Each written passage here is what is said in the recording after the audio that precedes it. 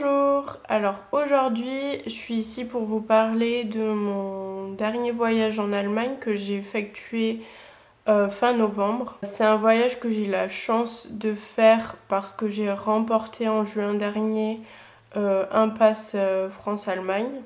Donc dans cette vidéo je vais vous donner mon retour sur mon expérience en Allemagne, mes astuces, mes conseils si vous voulez voyager là-bas. J'ai visité 3 villes, Munich, Berlin et Francfort. Aujourd'hui, je vous parlerai seulement de mon voyage à Munich et Berlin parce qu'à Francfort, j'y suis restée qu'une journée, vraiment quelques heures. Donc je me sens pas vraiment légitime de vous parler de cette ville en profondeur. Alors, je suis restée 2 jours à Munich.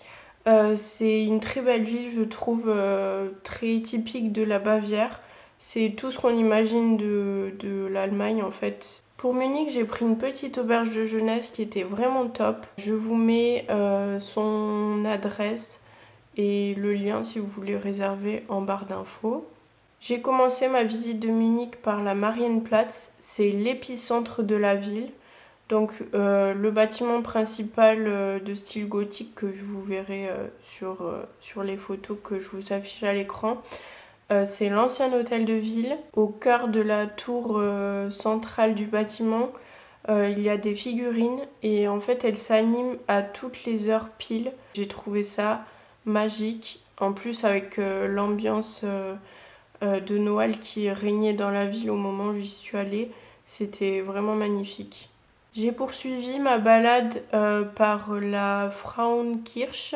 Je m'excuse d'avance pour la prononciation qui va être assez laborieuse. Donc ce bâtiment, en fait, c'est la cathédrale de la ville. Elle a été construite au XVe siècle. Elle a été abîmée par les bombardements de la Seconde Guerre mondiale, mais elle a été rénovée depuis. Alors, une petite légende entoure cette cathédrale. D'ailleurs, si vous rentrez à l'intérieur, vous pourrez voir sur un des carreaux du carrelage, je vous mets tout de suite à l'écran la photo, une espèce de trace de pied. On l'appelle la trace du pas du diable.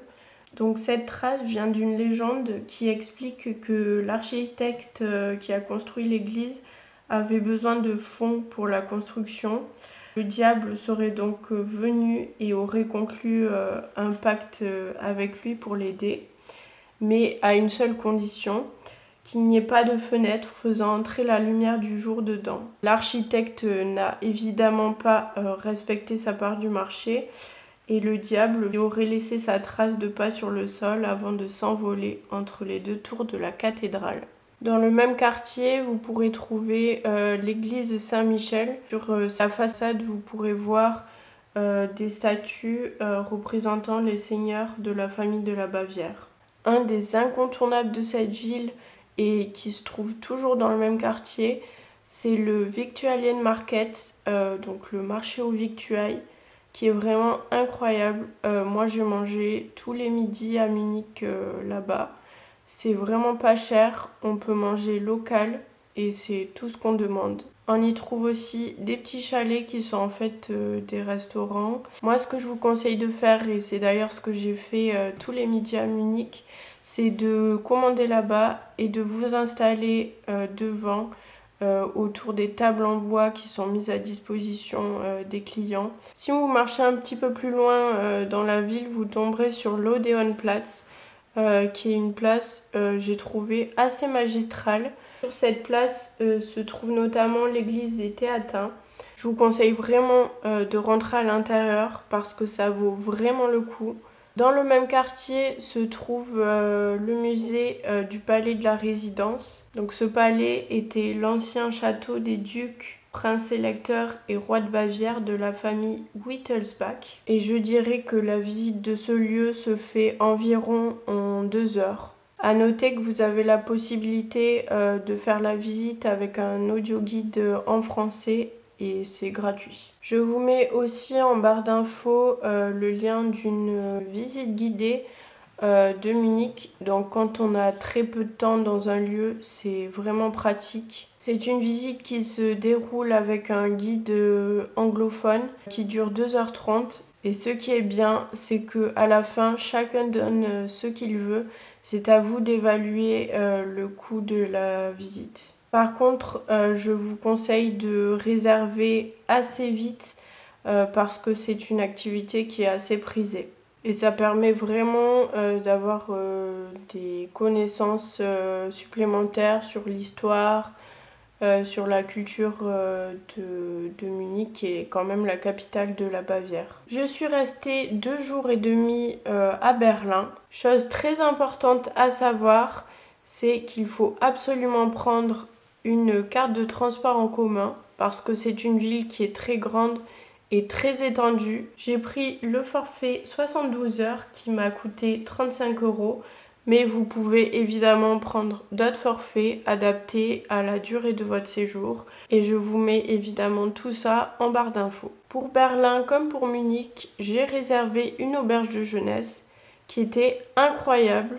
Niveau rapport qualité-prix, je pense que c'est imbattable. Ma visite de Berlin n'a pas été de tout repos. Visiter cette ville en 2 jours et demi, c'est vraiment la course. Donc j'ai commencé mon périple par la porte de Brandebourg. C'est vraiment un incontournable de la ville. Je suis ensuite allée au Reichstag qui se trouve juste à côté. Donc le Reichstag, c'est le parlement allemand.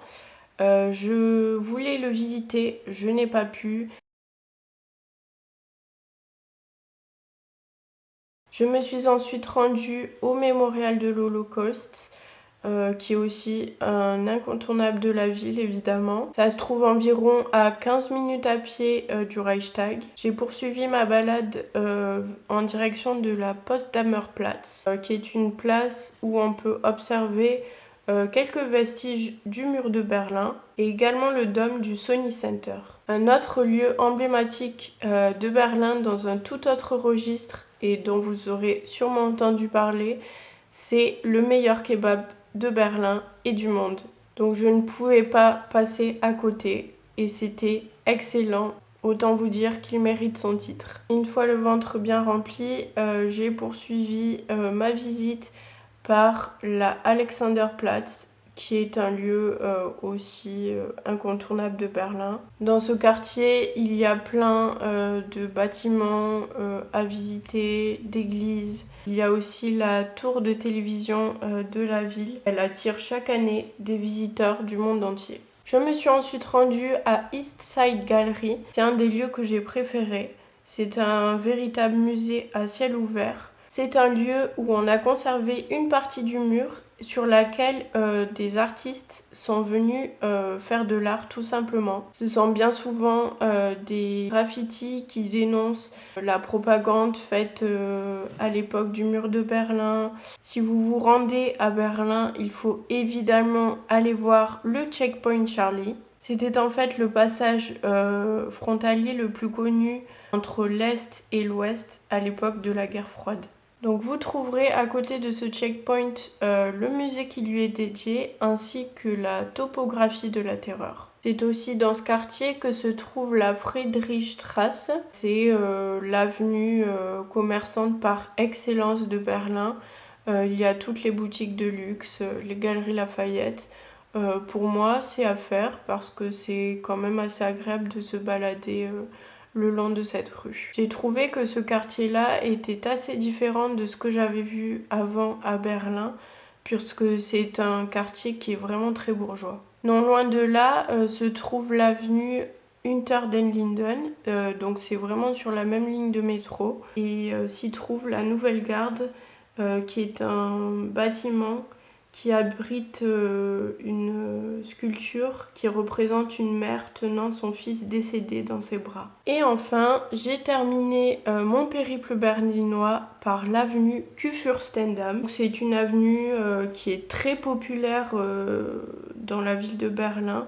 Et vous pourrez y trouver une multitude de magasins et de centres commerciaux. Voilà, c'est la fin de cette vidéo sur mon voyage en Allemagne. J'espère que ça vous a plu. Vous pouvez l'aimer, la commenter et la partager bien sûr. Je vous laisse d'autres informations complémentaires en barre d'infos. Sur les lieux où je faisais mes courses, sur les adresses sympas à Munich et à Berlin. Et moi je vous dis à bientôt pour une nouvelle vidéo.